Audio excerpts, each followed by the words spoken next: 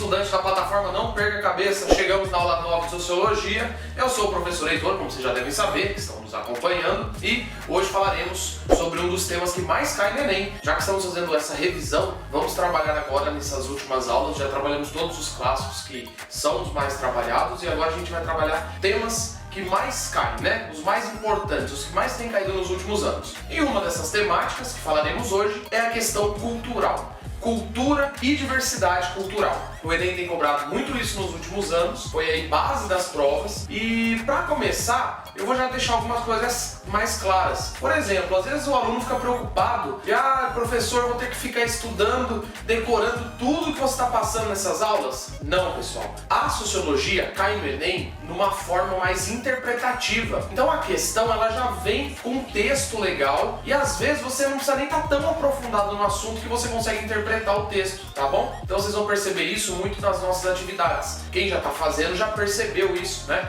Lá nos meus comentários eu já especifiquei isso para vocês.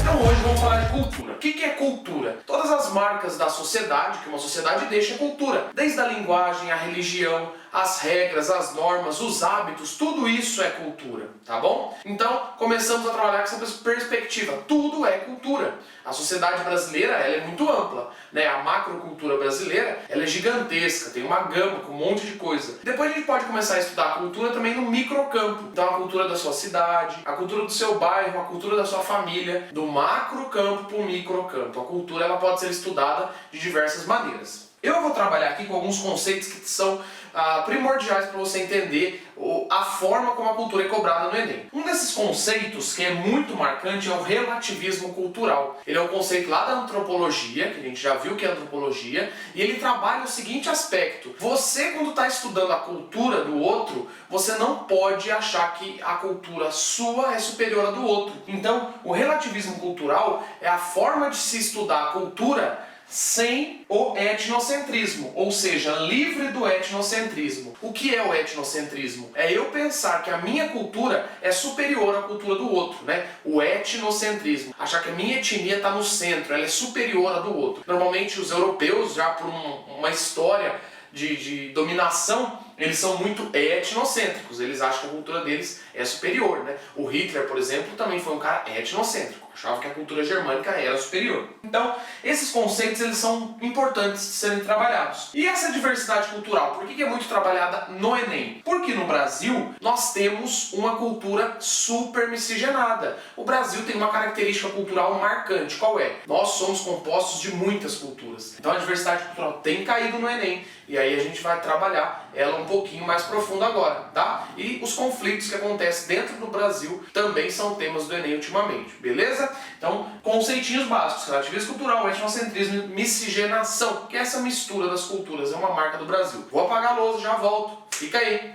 Bom, como eu estava falando, a sociedade brasileira ela tem uma marca que é a diversidade cultural por conta da miscigenação. Vamos lembrar a história do Brasil. Cá viviam os indígenas felizes, nus. Aí chegaram os portugueses em 1500, começaram a meter o louco nos índios, aí já foi ficando um pouco ruim. Ruim em qual aspecto? Para os índios, né? Porque os portugueses começaram a se aproveitar dessa terra. Nisso já começa a ocorrer a miscigenação. Com o tempo, os portugueses vão começar a explorar o tráfico negreiro e vão começar a trazer os negros para o Brasil, de forma forçada, né? Através da escravidão. Então, a miscigenação aumenta. Então, a sociedade brasileira é miscigenada. Lá no fim da escravidão, os senhores birrentos que eram, não quiseram contratar os ex-escravos, então eles foram buscar a mão de obra dos imigrantes europeus. E essa miscigenação aumentando cada vez mais. Depois chegaram os japoneses e o Brasil é uma grande miscigenação. Se você procurar sua raiz familiar, vai ter lá o indígena misturado com negro, com árabe, com português, essa miscigenação. Isso tudo traz os conflitos étnico-raciais no Brasil.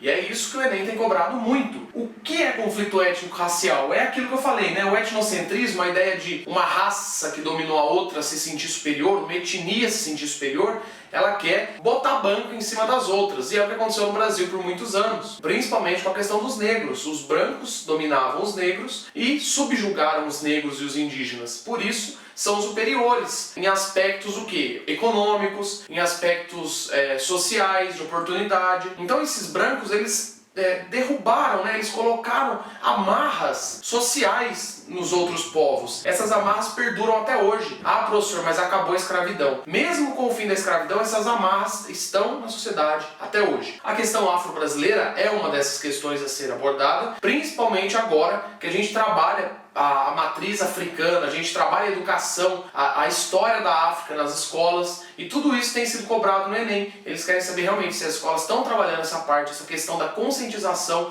da importância da cultura afro no Brasil. Às vezes se trabalha muito pouco, então a gente ainda tem que explorar mais esse aspecto. E a questão indígena, os indígenas do Brasil estão sendo massacrados, as tribos isoladas cada vez mais sofrem com garimpeiros, por exemplo. Hoje a ONU está cobrando isso. Tudo isso é um possível até tema de redação. Tudo que a gente trabalha em sociologia, você tem que tentar encaixar na redação, na sua proposta de intervenção. Vamos lembrar que sociologia serve para isso também, tá, pessoal? Não só nas questões. Ah, cai pouca questão de sociologia, mas ela vai abrir, ampliar suas ideias para a redação, para você concluir legal sua redação. E o racismo. O racismo é isso, né? É a superioridade.